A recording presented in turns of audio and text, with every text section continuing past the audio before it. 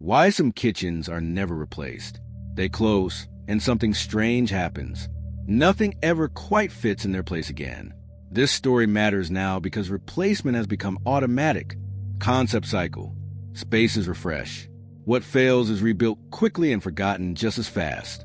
Yet some kitchens leave an absence that refuses to be filled. To understand why certain restaurants are never truly replaced, we need to return to a space where function gave way to meaning. Because today, the same confusion between substitution and continuity shapes how we treat everything we lose. The kitchen in question was not famous for innovation. It did not chase trends. It did not reinvent itself constantly. It did one thing exceptionally well. It belonged to its moment. The space was modest, the layout imperfect, the menu stable for years at a time. Regulars ordered without looking. Staff moved with unspoken coordination. Nothing felt optimized. Everything felt settled. When it closed, the reasons were practical. Lease ended. Ownership changed. Time moved forward. There was no dramatic failure, just conclusion. The space reopened quickly. Then again and again, new concepts arrived with confidence. Fresh branding, updated menus, promising starts.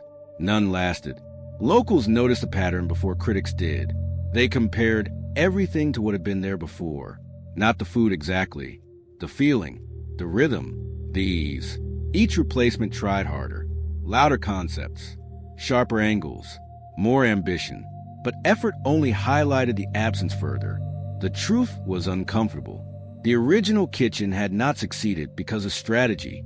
It had succeeded because of alignment, with its time, with its people, with its place. And once that alignment passed, it could not be recreated. That realization would soon reshape how people understood loss itself.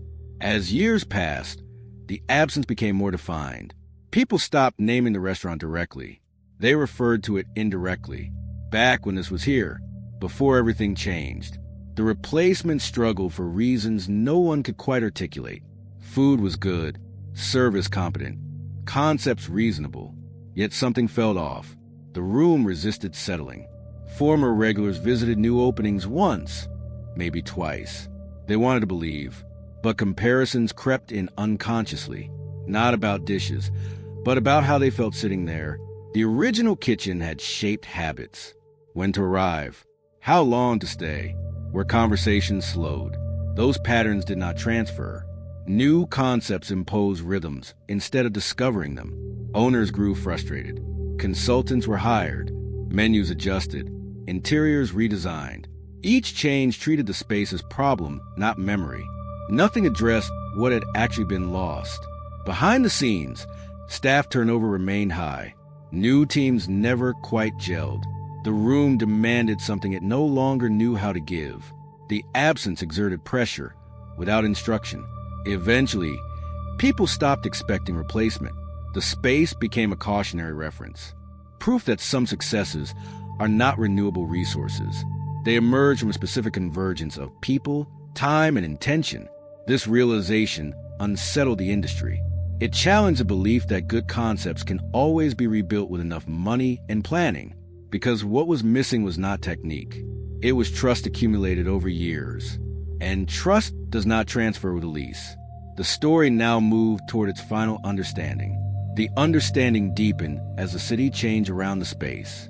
New generations passed by without knowing what had once existed there. To them, it was just another corner with a history of failure. But for those who remembered, the absence felt precise. They could name where they used to sit, who they used to see, how the room sounded at certain hours. Memory had mapped the space more accurately than any blueprint. The original kitchen had not just served food, it had absorbed lives. Birthdays without announcements, breakups without commentary, long conversations that outlasted courses. The room had learned its people, and they had learned it back. New concepts could not replicate that. They arrived fully formed, demanding attention instead of earning it. They wanted loyalty before familiarity. They mistook novelty for connection. Eventually, the attempt slowed. The space sat empty longer between openings. Owners hesitated. Risk calculations changed. The absence itself gained weight. People stopped asking what would replace it. They asked whether anything should. The idea of permanence shifted. Not everything broken needs fixing. Not every ending needs substitution. The city adjusted around the gap. Nearby routines changed. Other places absorbed fragments of what had been lost. But the original alignment never returned fully. And in that realization, something softened. Loss no longer felt like failure. It felt like completion. The story now approached its final reflection. The reflection arrived slowly, shaped by distance. The kitchen had not failed to be replaced. It had succeeded in being complete. What made it irreplaceable was not excellence alone. It was timing. It existed exactly when it needed to, for exactly the people who found it. When that moment passed, repetition would have hollowed it out. The space eventually found new purpose, not as a restaurant, as something quieter, something unrelated. The absence softened without being erased. People still mention the kitchen occasionally, not as complaint, as reference, a reminder that some things matter because they end. In an industry obsessed with continuity, this story offers a rare truth. Replacement is not always progress. Sometimes it is misunderstanding. What we lose is not always meant to return, and what remains is not the space. It is the memory of how it felt to belong there. So what do you think? Are we repeating the same mistake again? What the unreplaceable kitchen also reveals is something about the specific kind of value that time creates. Most value in food is understood as technical. The skill of the cook, the quality of the ingredients, the coherence of the menu, the discipline of the service. These are real. They can be evaluated. They can be replicated. A new restaurant with the same technical quality as the old one can, in principle, be built. But technical value is not the only kind that a successful restaurant accumulates. There is also what might be called relational value, the specific pattern of relationships between the restaurant and the people it has served over years, the ways in which the restaurant has learned the neighborhood, understood its rhythms, adapted to its particular quality of life, the ways in which the neighborhood has learned the restaurant, stopped needing to explain itself, stopped performing its appreciation, arrived simply with trust that the evening would be what it always was. That relational value cannot be rebuilt from scratch. It is not a feature of the concept. It is a feature of the history between a place and its people. And history, unlike concept, cannot be transferred.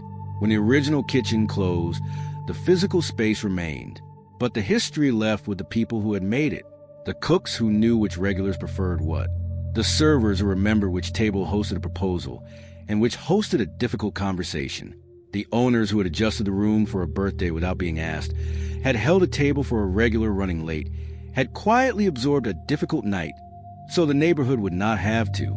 Those accumulations of small gestures are what made the kitchen irreplaceable. Not the menu, not the price point, not the concept.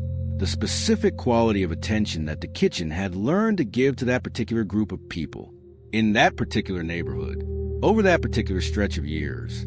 Each new restaurant that arrived in the space brought its own quality of attention, and that attention may have been genuinely good, but it was attention to a different set of people in a different moment, without the history that gives attention its particular depth, which is why the replacements felt, to the neighborhood, like substitutions, competent, sometimes impressive, but substitutions nonetheless.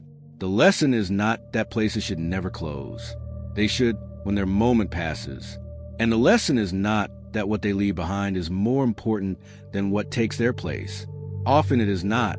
The lesson is only that some of what makes a place matter cannot be rebuilt, can only be accumulated, cannot be transferred, can only be started again from scratch. And beginning again is not the same as replacing. It is simply the beginning of a new history, for new people, in a new moment, that might one day become equally irreplaceable to them, if it lasts long enough and pays close enough attention to the specific people who find it and return again. So what do you think? Are we repeating the same mistake again? Why